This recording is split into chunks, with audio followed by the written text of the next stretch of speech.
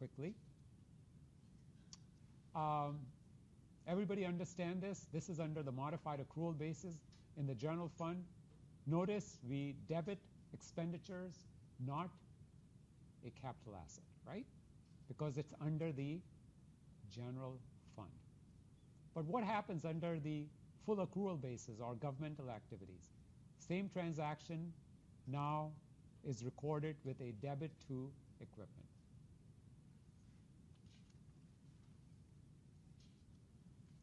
Let's take a look at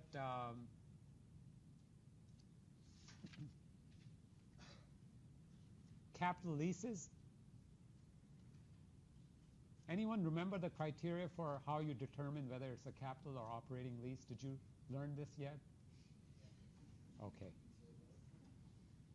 Are you doing it now, or did you? Yes. Okay. All right. So the criteria, as you can, so all leases can be defined in what? Capital or operating, right? If it's an operating lease, it's what? Expensed, right? If it's capital, it's treated almost as if you acquired the asset. And what are some of the conditions? Lease transfers ownership at the end of the term, right? You have that. What other things? Bargain purchase price. Exactly the same for government. Anything else? 75%. Boy, you guys know it. Okay. 75% of it has to be greater than 75% of the useful life. Anything else? Boy. Okay, you got it. That's exactly it. Minus the investment tax credit, right?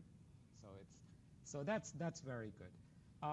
And governments do exactly the same. They use the same criteria for defining whether it's a capital or operating lease. But what I want you to do is remember this transaction which we just looked at. Remember this transaction. Now we go and take a look at a transaction which uses a lease instead of paying cash.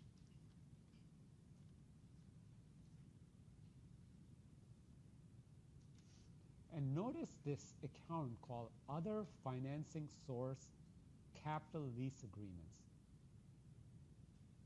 So what is happening is it's a capital lease, but there's no cash involved, but we recognize this as a other financing source capital lease agreement.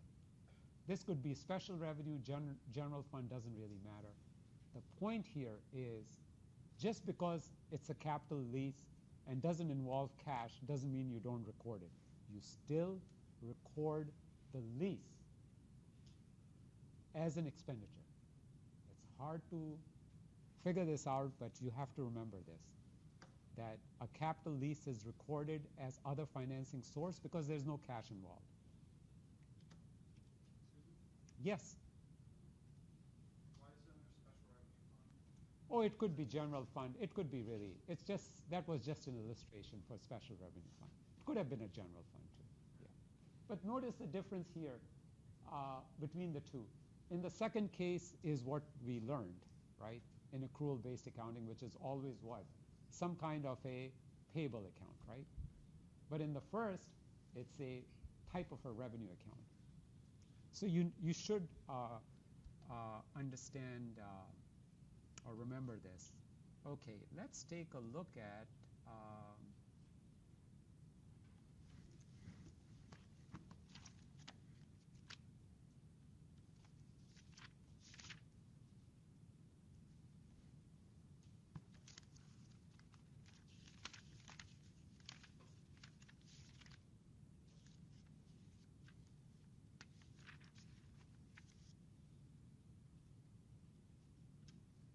okay, actually, we're going to take a look at a question in the text which deals with capital leases.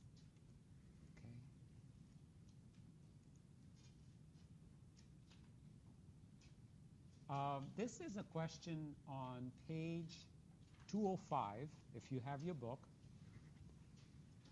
Question 5.5.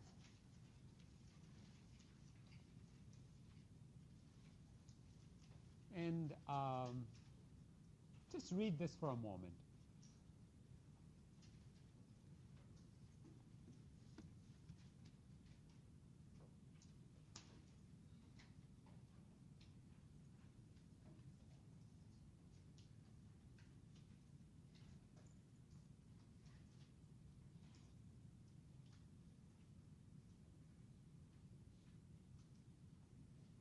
Okay, who's got a good calculator here?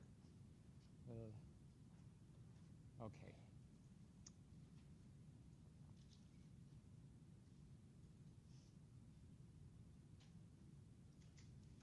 Don't get lost with the numbers as much as the transaction. Try to understand what's going on here. So these folks went out.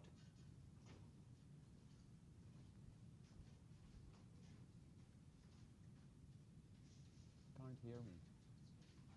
See it? Okay. So these folks go out and sign a lease. So it involves what? 30 payments, right? Okay. Now, first of all, using the criteria presented in this chapter, determine whether this is a capital lease or not. Well, what does it sound like? Yeah, it sounds like it is a capital lease. I mean, you've got all the, when you look at it, it has all the markings of a capital lease here. But more importantly, remember somebody said that it had to be 90%, right? What was it? For a capital lease, right? So how would you determine that? So how many payments? $847,000 each year, right? For how many years? 29 years, right? And with an initial payment of $849. So if you had to do the value of this lease, it would be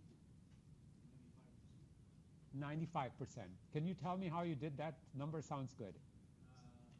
Yes. No, actually you're absolutely right. It's 95%. Minimum lease payment for 29 periods, not 39. 6%. Good. So, all right, let me just write this down so you can just kind of see how this is done. So you have 847,637, right? No, let's just make it simpler. They already have given us the present value factor. So 847,637 times 13.590721, right? That's 29 periods, plus initial payment of what? 847,637. And that gives you the total value of the lease payments itself, right? Or the total net present value of the lease itself, right? And it's probably 12 million and something there. 12.5 million divided by 13 million gives you 95% or so. Everybody see that? That's the hardest part of the question. But let's go to the next one. This is the accounting part of the question. How do you record the transaction itself? Think about the transaction. Let's talk about the general fund. How did you record the capital lease in the general fund? Debit expenditure and credit what? Other financing source, right? It's the same entry every single time. Okay. So it's debit expenditure and credit what? Other financing source, plus there's also cash payment, right? There is a cash payment too of 847. Okay. Let me just look up the exact number here so I can give you the number. Okay, here, okay. So this is the journal entry. By the way, the total value of the lease after the number calculating is 12,367,635. 12,367,635 is the total value. 635, okay. And basically, the entry in the general fund or capital projects fund or special revenue fund, doesn't really matter, is debit expenditure of 12,367,635 and credit cash, because we're making the first cash payment of 847,637, and other financing source credit 11,519,998. That's the journal entry. Again, the numbers aren't as important as understanding the journal entry. Debit expenditure, credit what? Other financing source. And if there's cash, credit the cash. Now, what would you do in the full accrual basis under governmental activities? The debit equipment and credit what? Lease obligation payable for the full value, whatever that is. Got it? Those two entries are always, there's never a change to that. The numbers can be different, but the entries are always exactly the same. Did you need help with that? Are you all set? Huh? Okay. Yes. Hold on 1 second. If we want to use our financial calculator, Yes. assume that the payments are made at the beginning of the year. It will, if it says that it's made at the beginning of the year, then obviously. Okay. Yes, it's always with leases, capital leases, it's usually a payment first, made at the beginning of the period. Any other questions? Yeah. The second journal entry was just debit equipment and credit lease obligations payable. Yeah. That's under accrual basis. Okay. So again, just to recap, understand how to record purchase of a capital asset using cash, which I showed you the first time, and under capital lease. Okay?